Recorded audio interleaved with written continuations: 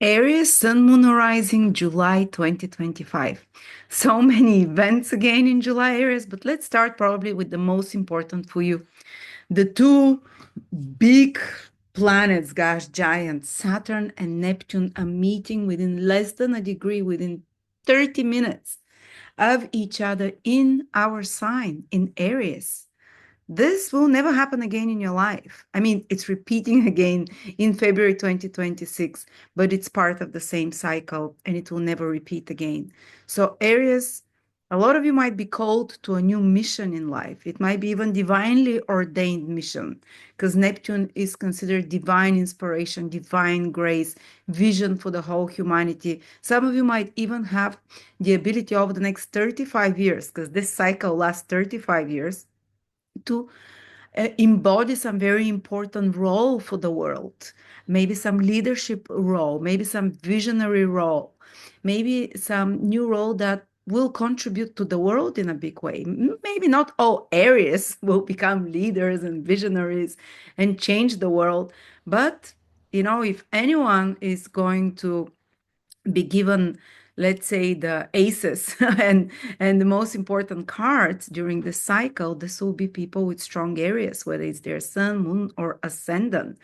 And right now in July and for the next 12 months, because they will meet again, Saturn and Neptune in your sign in February 2026. So it'd give like a year, a couple of years almost ahead, that this new role that you have to play, that this new mission that might be given to you in your personal life or for the collective, to change the collective, will unfold and will be revealed gradually for you over the next 1-2 years, because Saturn and Neptune continue to be close together. But it starts now, maybe in June already for some, but in July, you might be given those inspirations, ideas, directions, or ideas how, in what direction your life will be changing and what role you will be asked to do. Maybe some big work is expected of you. And by the way, Saturn transiting through your sign means that you're ending a 28-year-old cycle. If some of you are as old as me and remember your previous Saturn through Aries, which was 28, 27 years, 29 years ago, because it stays for 3 years there. And if something started in your life then that you've been battling or struggling with, or a situation that you've been unfolding for almost 30 years, now it might end. And that's great because you might be freed from, let's say, from a big karmic burden or from difficult circumstances or uh, some difficult karmic situation that you had to experience, and you'll be freed from that and you start on a clean slate. These two planets together in your sign say you're starting, we're wiping the old karmic slate clean and you're starting a new cycle.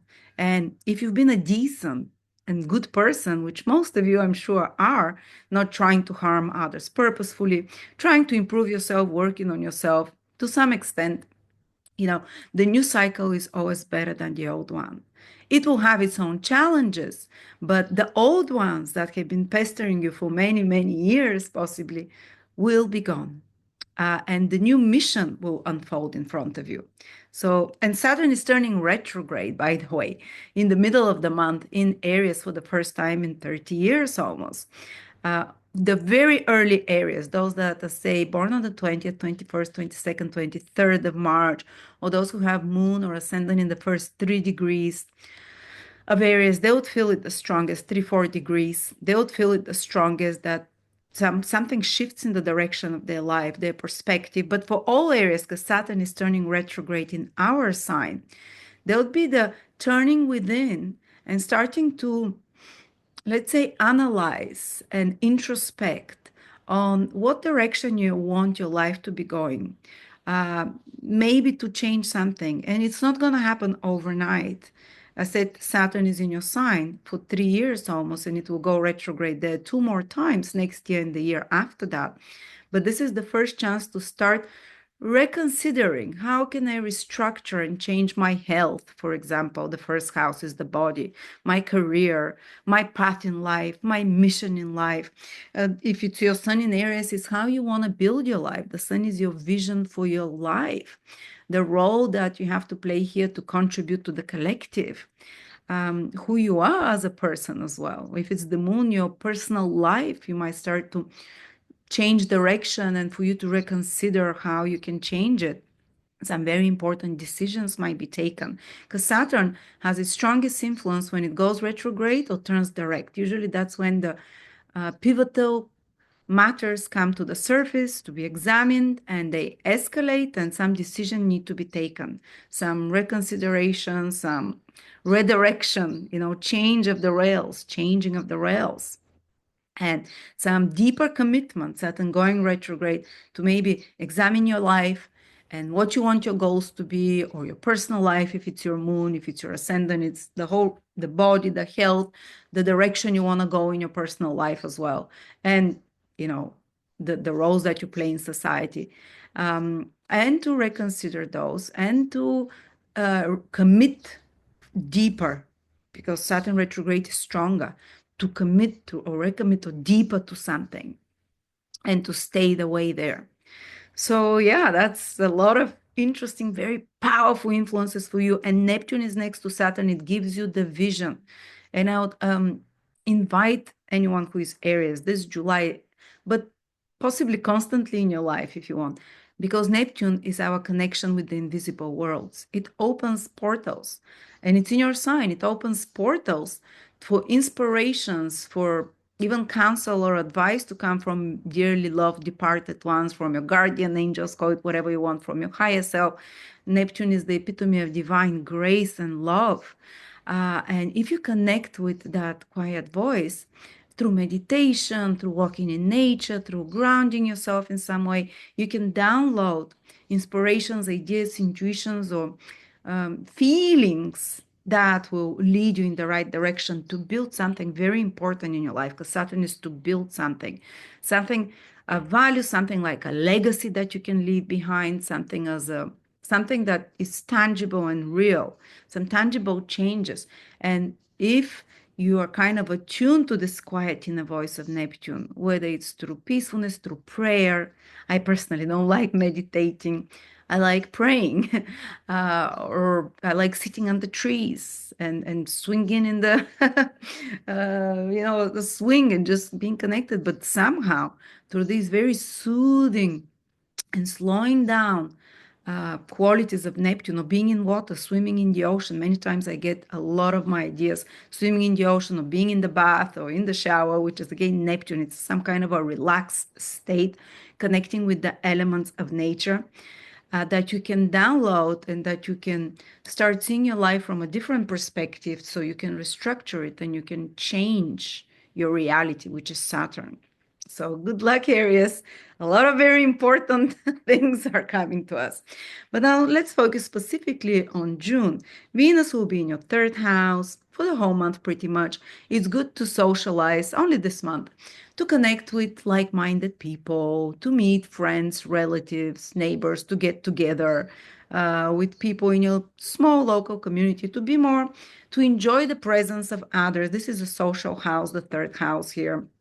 Maybe any projects to do with writing, with speaking, with media should go well because of your third house, even though Mercury is going retrograde from the 18th of July, but Mercury is trining you. So, and Venus is in the third house connected to Mercury things, whether it's writing, trips,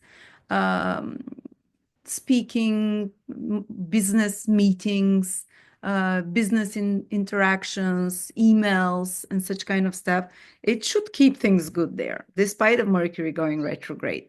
And yeah, let's speak about Mercury going retrograde. Also, it will be good for relationships with siblings and so on this month, and friends and socializing. But Mercury turns retrograde.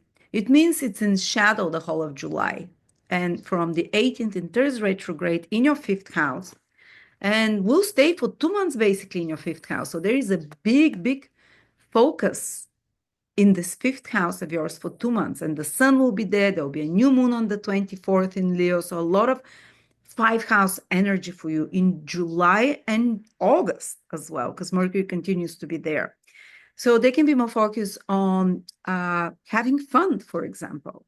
When Mercury turns retrograde, you might want to revisit some places that you used to love or activities that you used to love. Maybe you used to love playing tennis, but you haven't had time for it, or you like going out to party, but you haven't done it for a while, or you like going to the theater, or you like going to concerts. Fifth house is the things that fill our soul with joy, that we connect with the creative flow, uh, and our own creativity, instead of just being consumer of creative things. So this fifth house energy might invite you to actually you yourself activate your creativity. I don't know, do some pottery, do something beautiful, because fifth house is creative, is or something that puts you in center stage.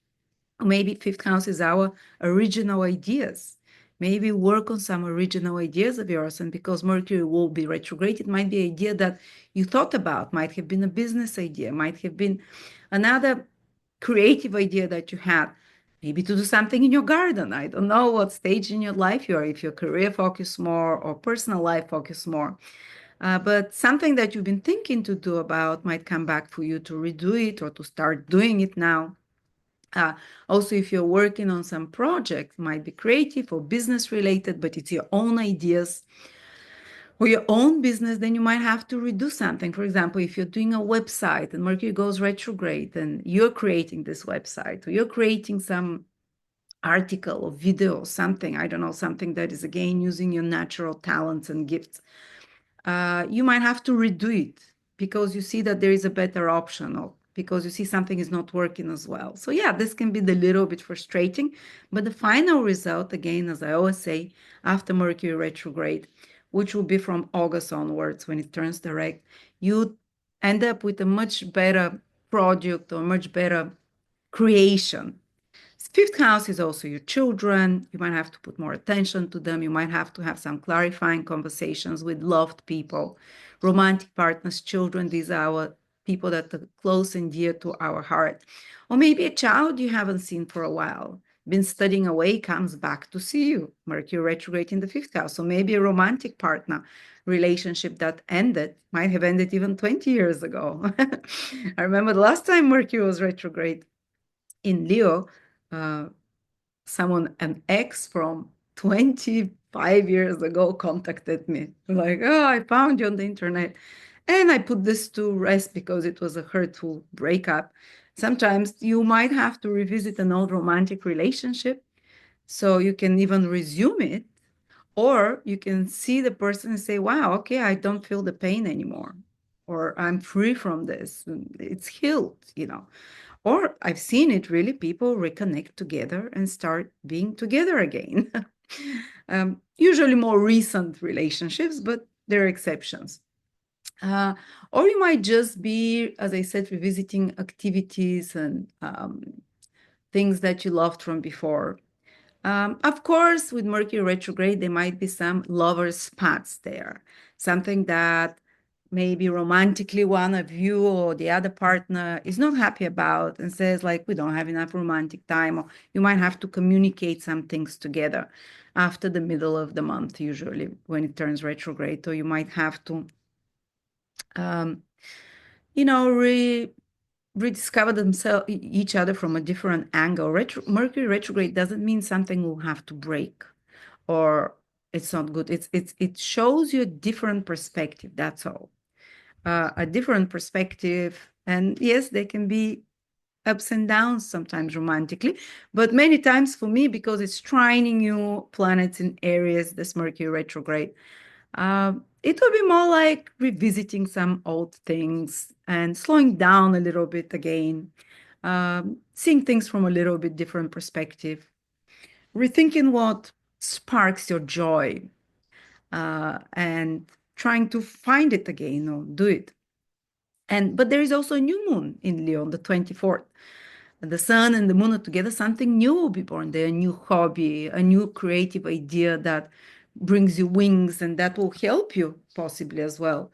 New original idea that can help you with this new beginning that is also happening with Saturn and Neptune. As I said, this new mission, new role that you have to play, new direction in life that you're being called to do. So this new moon actually helps Aries to find its module, even romantically. So maybe even There is something from the past romantically, but also the possibility of something new because of the new moon and the retrograde Mercury, something old and something new, and then something blue. I'm kidding.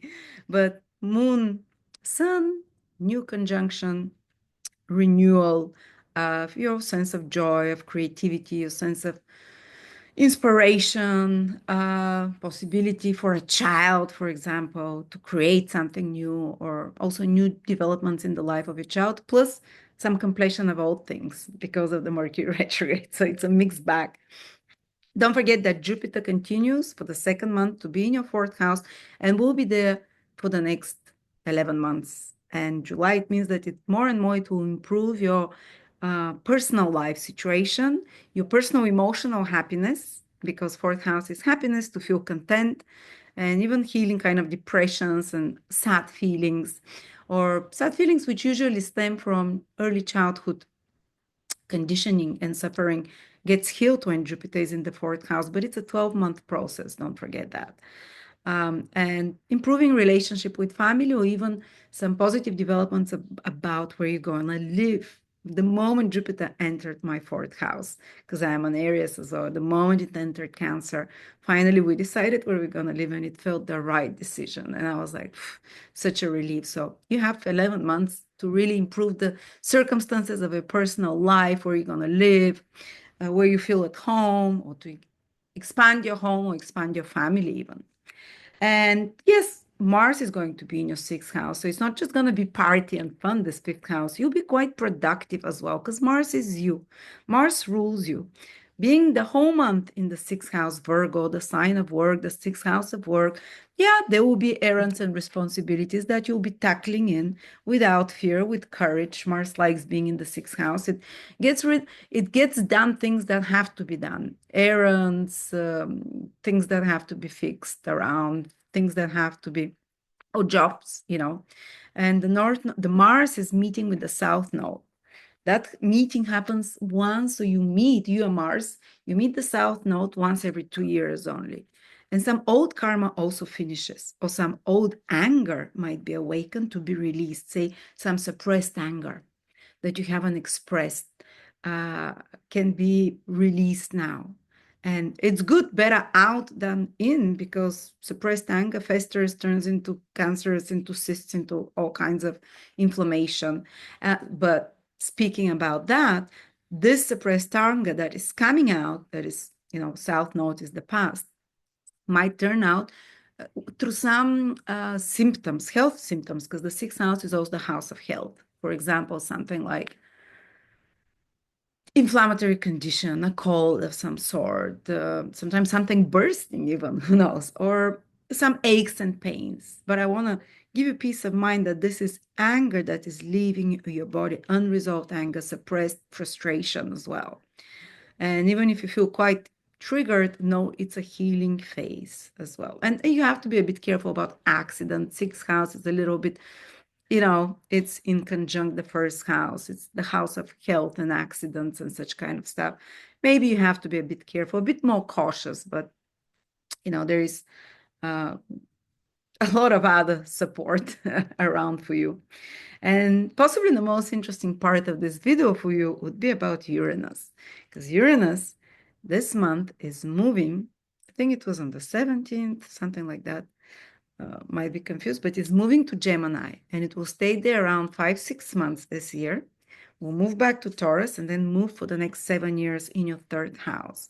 So this video, keep it and come back to it over the next 7-8 years, because Uranus in your third house will be really helpful for Aries. For 8 years, it will sextile Aries, supporting you. A lot of new people will appear in your life. This is a social house that Uranus will activate for Aries for the next 8 years.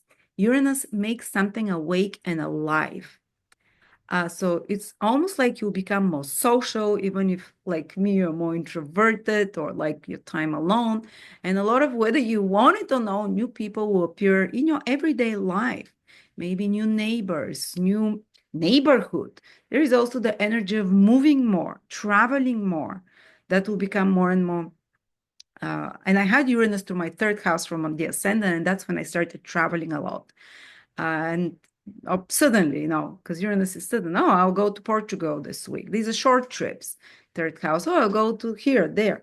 And now it will be in the third from my sun sign. So again, this will activate the social to connect with new people. Interesting, very diverse social circle will appear around you, or even colleagues.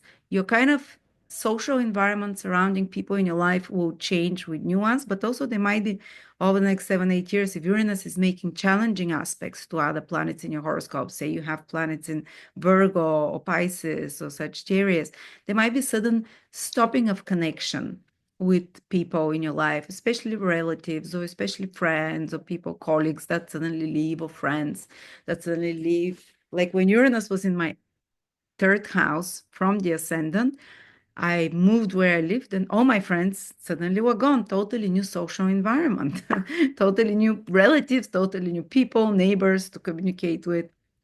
Uh, and but it is exciting. Aries will like Uranus in their third house. I also started my astrology business when Uranus was in the third house. So third house is business, third house is also social media, third house is websites, internet, and so is Uranus. So you might be called to develop something. Is it apps? Is it media presence? Is it maybe turning your business, digitizing it a bit more, or having more friendship through digital communications, more or connections, or just using a lot of more technology in some way, and it will come to you very easy. Anyone who has strong Aries, Uranus to their third house, they'll be learning with ease, the easiest than anyone else probably. Possibly just Gemini will be faster than you're as quick as you to, because you see everything is changing, new apps every day, new AI is changing something. We need new skills. And Aries, you're on the leading edge with Uranus in the third house of new skills, how quickly you learn, and understanding technology, learning skills, training. Uranus there makes your mind so fast. You'll be like downloading. You'll be like, how do I know it? You'll be like, others will be like, how did you learn it so quickly? And you would be like feeling what are the right trends in technology, in business, in society. But of course, there will be some disruptions again with Uranus in the third house. I speak a lot more in depth about Uranus through the houses and Uranus making any aspect. Say you might be Aries, but you might have your Venus in Pisces and Uranus will square it. And I go through every possible aspect Uranus can make in my Uranus in Gemini webinar. It's only $20. It's 5 hours. You can keep it for life. And I tell so many life stories of people I know about every aspect Uranus can make. Say Uranus might oppose your Saturn, or it might sextile your sun, like for all say Aries, or sextile your moon if your moon is in Aries. And I show you how to find every planet in your horoscope and see if Uranus will do anything to it in the next 8 years and how it will manifest. So you can check it out. So Uranus in the third house, I think it's overall very good, very exciting. It will wake your mind to be excited about what's happening in the world, for news, for keeping up with everything new that is coming, to be very in touch with those things, to connect with the right people, and yeah, to maybe even some ideas for books. Some of your third house is writing, posting videos, blogging, something, even if you've never thought about doing it, suddenly this Uranus energy in your third house, like when Uranus was transiting my third house, I learned to do videos, I learned to edit, I learned to use YouTube, Facebook to do marketing, and I was having a blast, and it really was flowing amazingly. And even if you don't, you say, I don't want this, something like that will happen. You'll be learning. You'll be learning some new skills and you'll be very quick at them. And at the same time, as I said, there is a new mission for you. But if you want to find out more about Uranus in Gemini, check out, it's very affordable, 5 hours long plus 100 pages of written text from my Bible, Transit Bible book that I wrote over the last 10 years. Thank you so much, Aries.